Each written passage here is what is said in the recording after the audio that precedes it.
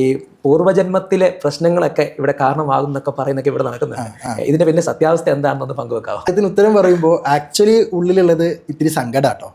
കാരണം എന്താ പറയുക, ഹിപ്നോട്ടിക്സ് എന്ന് പറയുന്നത് നല്ലൊരു ടൂള്. ആ ഒരു ടൂള് പലപ്പോഴും ഉപയോഗിക്കപ്പെടുന്നത് അത് ഉപയോഗിക്കാൻ പാടില്ലാത്ത രീതിയിലാണ്. അതായത് കുറെ തെറ്റിദ്ധാരണകൾ പ്രചരിപ്പിക്കാൻ, സിദ്ധനാണ് എന്ന് ചമയാൻ, ഒരു പക്ഷേ മാർക്കറ്റിൽ അതിന് നല്ല സ്കോപ്പ് ഉണ്ട് എന്നുള്ളത് അതിന് കാരണമാവാം. അത് നോക്കി തന്നെ ആൾക്കാർ ഉണ്ട്. ഒട്ടും പാസ്റ്റ് ലൈഫിൽ വിശ്വസിക്കാത്ത ഒരാൾക്ക് ഇത് എന്തായാലും വർക്ക് ചെയ്യാൻ പോകുന്നില്ല. ഈ പാസിഫിക്കേഷൻ വേണമെന്ന് ആവശ്യപ്പെട്ട് വരുന്നത് ഇത് വിശ്വസിക്കുന്നവരായിരിക്കും, അല്ലേ? അങ്ങനെയുള്ളവർക്ക് അത് എക്സ്പീരിയൻസ് ചെയ്ത് കൊടുക്കാൻ പറ്റും. ഒരാളെ ഹിപ്നോട്ടൈസ് ചെയ്തിട്ട് ഞാനിപ്പോൾ ഒരു സജഷൻ കൊടുക്കണമെന്ന് വിചാരിച്ചോളൂ. നിങ്ങൾ പാസ്റ്റ് ലൈഫിൽ നിങ്ങളൊരു പൂച്ചയായിരുന്നു എന്ന് ഞാൻ അങ്ങോട്ട് പറഞ്ഞു എന്ന് വിചാരിക്കും. ആളുടെ കണ്ണ് തുറന്നിട്ട് നിങ്ങളുടെ പാസ്റ്റ് ലൈഫിൽ നിങ്ങൾ ആരായിരുന്നു ചോദിച്ചാൽ ആൾ പറയും പൂച്ച. അതിനർത്ഥം തന്നെ ആൾ പൂച്ചയായിരുന്നു എന്നല്ല, അത് ഹിപ്നോട്ടിസ്റ്റ് അതിനിടയിൽ ഒപ്പിച്ച വേലയാണ്. ആക്ച്വലി ഇമാജിനേഷന്റെ സാധ്യത ഉപയോഗപ്പെടുത്തുകയാണ് അത് സംഗതി ചെയ്യുന്നത്.